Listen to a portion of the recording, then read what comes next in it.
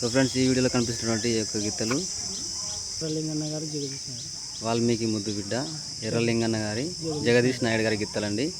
బిర్లాపురం గ్రామం, నంద్యాల మండలం, నంద్యాల జిల్లా వారి గిత్తలు ఆరుపల్ల విభాగానికి వచ్చాయండి. ఈరోజు జరిగేటువంటి గోకవరం గ్రామంలో ఆరుపల్ల విభాగానికి వచ్చాయి.